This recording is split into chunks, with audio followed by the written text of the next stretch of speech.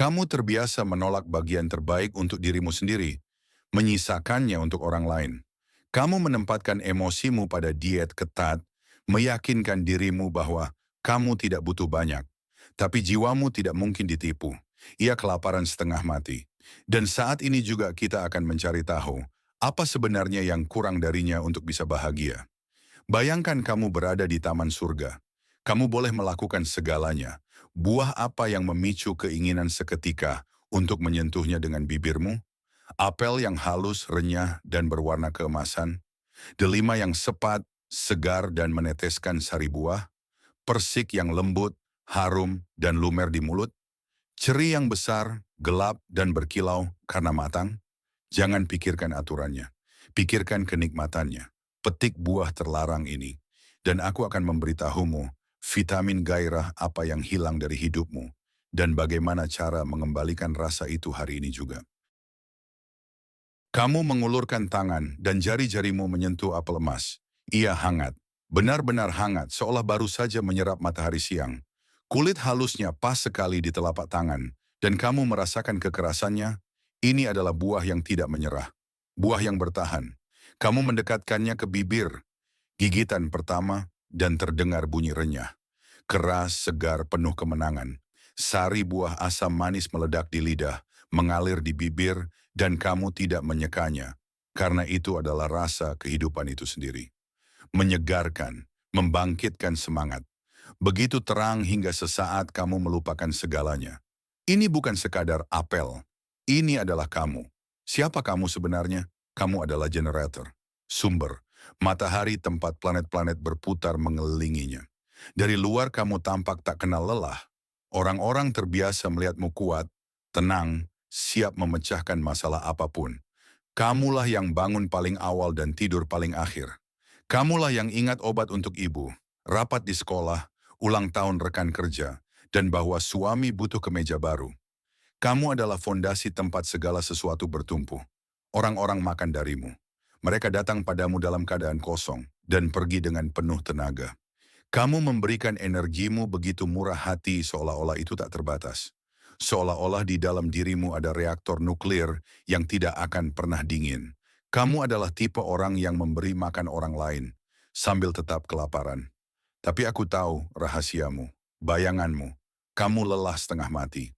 Kelelahan ini bukan jenis yang bisa disembuhkan dengan liburan. Ia lebih dalam.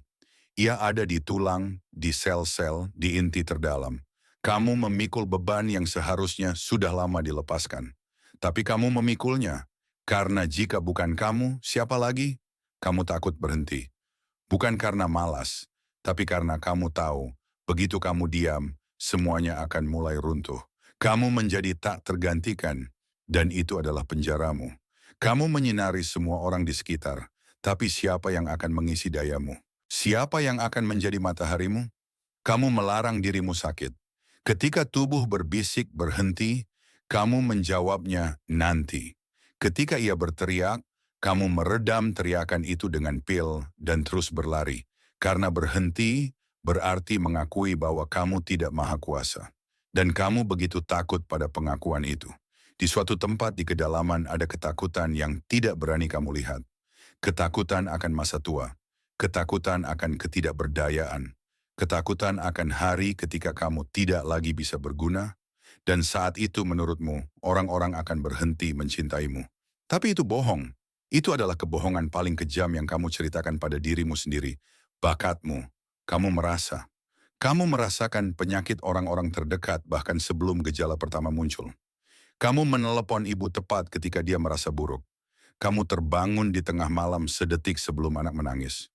Kamu tahu suami sedang sakit hanya dengan sekali pandang ke wajahnya. Kamu adalah ahli diagnosis dari Tuhan. Tubuhmu disetel pada frekuensi orang-orang yang kamu cintai. Kamu memindai kondisi mereka terus-menerus, secara otomatis tanpa berpikir. Tapi ketika menyangkut dirimu sendiri, kamu buta. Kamu tidak mendengar sinyalmu sendiri. Kamu lupa cara merasakan dirimu sendiri. Kelaparanmu yang sesungguhnya. Jiwamu memilih apel emas bukan tanpa alasan. Ini bukan sekadar buah. Ini simbol vitalitas, kekuatan hidup. Saripati yang sama yang kamu bagikan setetes demi setetes. Dan sekarang sumbermu sendiri mengering. Kelaparanmu yang sesungguhnya adalah haus akan perhatian. Kamu ingin seseorang merawatmu seperti kamu merawat orang lain. Agar seseorang bertanya, bagaimana perasaanmu? Dan menunggu jawaban yang jujur. Agar seseorang membawakanmu secangkir teh, menyelimutimu, dan berkata, hari ini aku yang urus, istirahatlah. Kamu lapar akan waktu untuk diri sendiri, akan keheningan, akan hak untuk menjadi lemah setidaknya satu hari. Kekuatanmu adalah kekuatan yang membangun, bukan merusak. Tapi fondasi terkuat pun butuh tumpuan. Kamu terbiasa menjadi fondasi, tapi siapa yang mendukungmu? Pesan dari taman, dengarkan baik-baik, karena ini penting. Apel emas yang kamu pegang di tanganmu, itu milikmu. Bukan untuk anak-anak, bukan untuk suami, bukan untuk orang tua, bukan untuk rekan kerja. Makanlah sendiri. Kesehatanmu itu bukan egoisme, itu modal utama. Satu-satunya sumber daya yang tanpanya segala sesuatu yang lain kehilangan makna. Kamu tidak bisa menuang dari teko yang kosong. Kamu tidak bisa bersinar jika api di dalam padam. Izinkan dirimu memiliki egoisme yang sehat. Izinkan dirimu berkata, tidak. Izinkan dirimu menutup pintu dan sendirian. Izinkan dirimu tidak menjawab telepon. Izinkan dirimu sakit dan tidak merasa bersalah karenanya. Kamu layak dirawat bukan karena kamu berguna. Kamu layak dirawat hanya karena kamu ada. Jika apel emas adalah pilihanmu, tulis di komentar, saya memilih kehidupan. Kata-kata ini akan menjadi langkah pertamamu untuk mengisi tubuh dengan energi yang selama ini kamu berikan kepada orang lain. Kamu mengulurkan tangan dan jari-jarimu menutup di sekeliling delima. Ia berat, benar-benar berat seolah memegang planet kecil di telapak tangan. Kulit tebal berwarna darah beku, dan melalui retakannya merembes sari buah merah tua yang kental. Lambat, pekat, berharga. Kamu mendekatkannya ke bibir. Biji pertama pecah di lidah, dan kamu merasakan rasa itu. Sepat, kelat, ia meledak di mulut dengan ratusan nuansa. Manis, asam, sedikit pahit, dan sesuatu yang lain. Kuno, hampir purba. Ini rasa anggur yang disimpan selama berabad-abad. Rasa darah bumi itu sendiri. Sari buah mengalir di jari-jari, dan kamu tidak menyekanya. Kamu melihat tetesan rubi ini dan merasakan pengenalan yang aneh. Ini bukan sekadar delima, ini adalah kamu. Siapa kamu sebenarnya? Kamu adalah nyonya rumah, matriark, wanita struktur. Kamu adalah tipe orang yang menghargai isi, bukan bungkus. Kamu tidak bisa ditipu dengan kemasan cantik. Kamu tanpa salah membedakan yang asli dari yang palsu, kualitas dari barang murahan, emas dari sepuhan. Ini bukan kesombongan, ini kebijaksanaan yang diserap bersama air susu ibu atau didapat dengan keringat sendiri. Kamu bisa mengumpulkan dan menyimpan. Di tanganmu uang tidak mengalir melalui jari-jari. Mereka bekerja, tumbuh, berubah menjadi fondasi. Kamu tahu harga setiap sen karena kamu tahu apa yang diperlukan untuk mendapatkannya. Kekuatanmu adalah kekuatan yang membangun, bukan merusak. Kamu mendirikan dinding rumah, bukan dari batu bata, dari keputusan, dari kata tidak yang diucapkan tepat waktu, dari malam tanpa tidur di atas angka-angka, dari keinginan yang ditunda. Kamu membangun benteng untuk orang-orang yang kamu cintai, dan mereka bahkan tidak menduga berapa harganya. Bayanganmu, kamu hidup dengan ketakutan latar belakang yang tidak pernah diam, tidak akan cukup untuk semua. Bisikan ini menghantuimu sejak kecil. Mungkin kamu tumbuh di keluarga yang berhemat dalam segala hal. Mungkin kamu pernah melihat bagaimana kesejahteraan runtuh dan bersumpah bahwa hal itu tidak akan terjadi padamu. Atau mungkin ketakutan ini diwariskan padamu, terpatri dalam DNA oleh generasi wanita yang bertahan hidup. Kamu terbiasa berhemat pada dirimu sendiri demi masa depan anak-anak. Gaun baru bisa menunggu, krim mahal bisa tanpanya. Perjalanan yang diimpikan, lebih baik simpan uang ini. Untuk hari buruk, untuk pendidikan, untuk jaga-jaga. Kamu memikul beban yang seharusnya sudah lama dilepaskan. Beban tanggung jawab atas dunia materi keluarga ini, ia menekan bahu setiap hari. Kamu menghitung, merencanakan, mengontrol. Kamu tahu berapa harga listrik, susu, bensin. Kamu ingat setiap utang dan setiap cicilan. Dan terkadang itu mencekikmu. Kamu terbiasa menjadi fondasi. Tapi siapa yang mendukungmu? Siapa yang akan berkata, "Jangan khawatir, aku akan membereskannya"? Siapa yang membiarkanmu berhenti menghitung, walau hanya sehari? Bakatmu. Kamu punya insting khusus. Kamu merasakan keuntungan dengan kulitmu. Kamu melihat potensi di mana orang lain lewat begitu saja. Apartemen terbengkalai yang 5 tahun lagi harganya akan naik 3 kali lipat. Orang yang layak diinvestasikan. Saat kapan harus membeli dan saat kapan harus menjual. Hidungmu akan kualitas. Itu adalah bakat. Kamu bisa masuk ke toko dan tanpa salah memilih satu-satunya barang berharga di antara ratusan barang kosong. Kamu menyentuh kain dan tahu berapa lama ia akan bertahan. Kamu melihat jahitan dan melihat apakah itu kerja asal-asalan atau keahlian. Orang-orang datang padamu untuk meminta nasihat. Apa yang harus dibeli, kemana harus berinvestasi, siapa yang harus dipercaya. Dan kamu memberi mereka jawaban karena kamu tahu. Tapi ketika menyangkut dirimu sendiri, kamu memilih yang masuk akal, praktis, sesuatu yang akan tahan lama. Sedangkan gaun yang membuat napasmu tertahan itu tetap tergantung di toko orang lain. Kelaparanmu yang sesungguhnya. Jiwamu memilih delima bukan tanpa alasan. Buah ini adalah simbol kelimpahan, kepenuhan, kekayaan yang meluap-luap. Lihatlah dia. Dia benar-benar hampir pecah karena biji-bijian, meneteskan sari buah, tidak bisa menampung kekayaannya sendiri. Kelaparanmu yang sesungguhnya adalah haus akan kemewahan, bukan pamer. Bukan untuk ditunjukkan, tapi yang untuk diri sendiri. Kamu memimpikan hari ketika kamu bisa masuk ke toko dan tidak melihat label harga. Ketika kamu bisa memilih hanya karena suka dan bukan karena masuk akal. Kamu lapar akan perasaan cawan penuh. Kamu ingin mengendurkan bahu yang begitu lelah memikul ini. Kamu ingin menghela napas dan merasa cukup. Untuk semuanya cukup. Dan untuk semua orang, kamu adalah tipe orang yang memberi makan orang lain sambil tetap kelaparan. Tapi delimamu sudah matang. Dan dia menunggumu. Pesan dari taman. Dengarkan baik-baik karena ini penting. Kamu layak mendapatkan yang paling mahal. Bukan ketika kamu sudah menghasilkan uang. Bukan ketika anak-anak sudah besar. Bukan ketika sudah menabung cukup. Sekarang. Ingat perangkat makan yang ada di lemari dan menunggu kesempatan khusus. Keluarkan hari ini. Tuangkan kopi pagimu ke cangkir itu. Kesempatan khusus itu adalah kamu. Hidup. Di sini. Hari ini. Berhenti menunda hidup untuk nanti. Nanti itu jebakan. Ia tidak pernah datang. Hanya ada sekarang. Dan kamu berhak minum dari cangkir cantik sekarang. Memakai pakaian dalam cantik sekarang. Makan di piring cantik sekarang. Kelimpahan itu bukan jumlah di rekening. Itu izin yang kamu berikan pada dirimu sendiri. Berikan itu. Jika delima adalah pilihanmu, tulis di komentar, "Saya menerima kelimpahan." Kata-kata ini akan menjadi kuncimu yang membuka pintu menuju kepenuhan hidup yang selama ini kamu tunda untuk besok. Kamu mengulurkan tangan dan jari-jarimu menyentuh persik. Ia lembut, sangat lembut, lembut yang tak termaafkan. Kulit beludru tertutup bulu halus dan kamu merasakan keinginan gila untuk menempelkan pipi padanya. Ia agak hangat karena matahari, di sisinya ada tetesan embun yang gemetar, dan aromanya, aroma madu, musim panas, dan sesuatu yang terlupakan.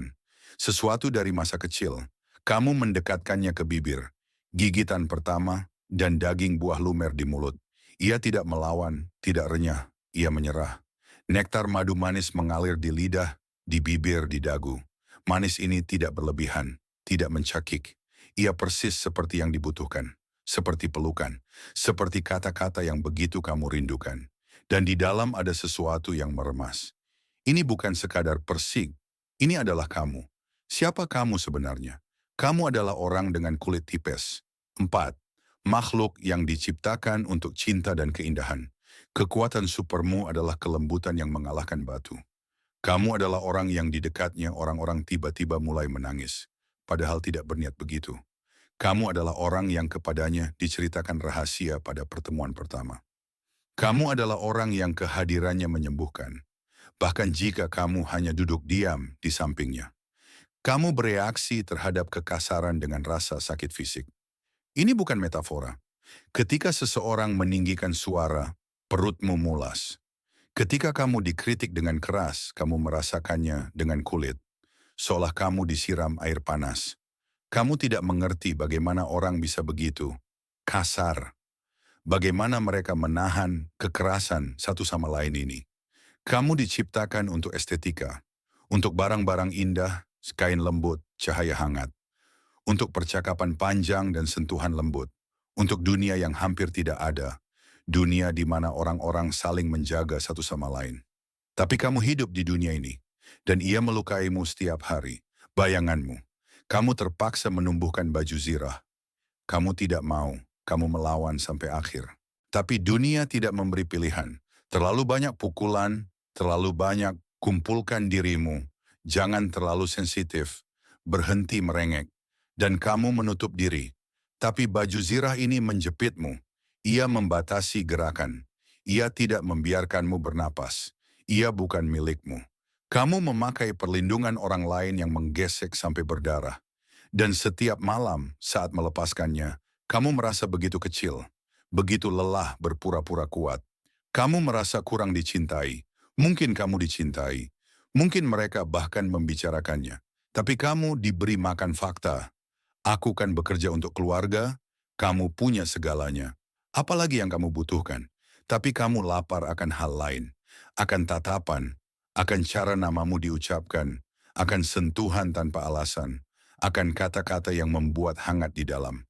Kamu mengering tanpa kata-kata baik, secara harfiah, secara fisik, seperti bunga tanpa air. Kamu memikul beban yang seharusnya sudah lama dilepaskan. Kebutuhan untuk pantas mendapatkan cinta ini. Menjadi nyaman agar dicintai. Menjadi berguna agar tidak ditinggalkan. Kamu adalah tipe orang yang memberi makan orang lain dengan kelembutan sambil tetap kelaparan. Bakatmu. Kamu membaca dengan hati. Kamu tidak butuh kata-kata.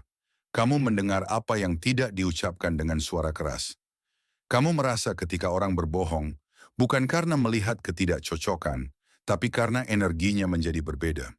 Kamu tahu bahwa temanmu sedang buruk, bahkan sebelum dia menelepon. Kamu merasakan ketegangan di ruangan yang baru saja kamu masuki.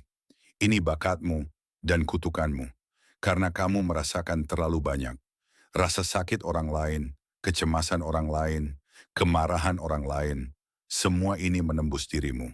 Dan kemudian kamu tidak bisa mengerti, ini milikku atau bukan milikku.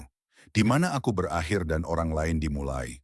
Kulit tipismu adalah antena, tapi terkadang kamu bermimpi mematikannya. Walau hanya sehari, kelaparanmu yang sesungguhnya, jiwamu memilih persik bukan tanpa alasan. Buah ini adalah simbol kelembutan, kehalusan, izin untuk menjadi tak berdaya. Kelaparanmu yang sesungguhnya adalah haus akan kelemahan. Kamu lelah menjadi kuat, lelah mengatasi. Lelah menjaga wajah dan berpura-pura bahwa semuanya baik-baik saja. Kamu ingin digendong. Secara harfiah. Ingin seseorang yang besar dan hangat memelukmu begitu erat, sehingga kamu bisa berhenti menahan dirimu sendiri. Kamu ingin melepas baju zirah dan hanya menjadi gadis yang dicintai. Bukan karena pencapaian, bukan karena manfaat, bukan karena kamu baik dan nyaman. Tapi hanya karena begitu saja. Karena kamu adalah kamu. Dan itu sudah cukup.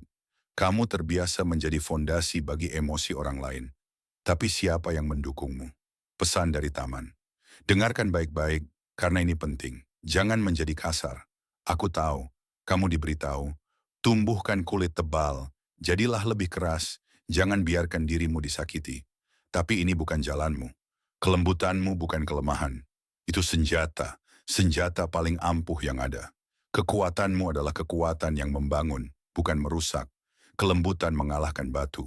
Air mengikis tebing. Kata-kata hangat membuka pintu yang tidak bisa didobrak dengan alat pendobrak.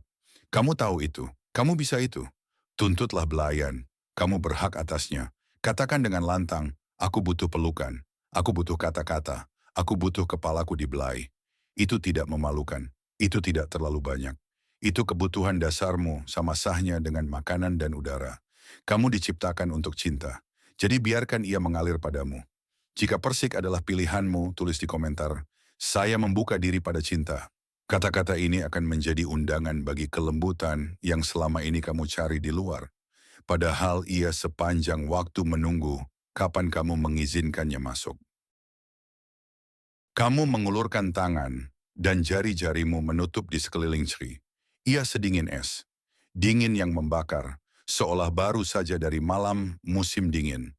Kulit mengkilap hampir hitam, warna darah beku, warna rahasia, warna segala yang terlarang. Ia padat, keras, dan darinya keluar aroma yang membuat kepala pusing. Sesuatu yang memabukkan, sesuatu yang tidak senonoh. Kamu mendekatkannya ke bibir. Gigi menembus kulit, dan rasa meledak di mulut. Tajam, lancang, ceri yang kelat, coklat pahit, dan sesuatu yang lain.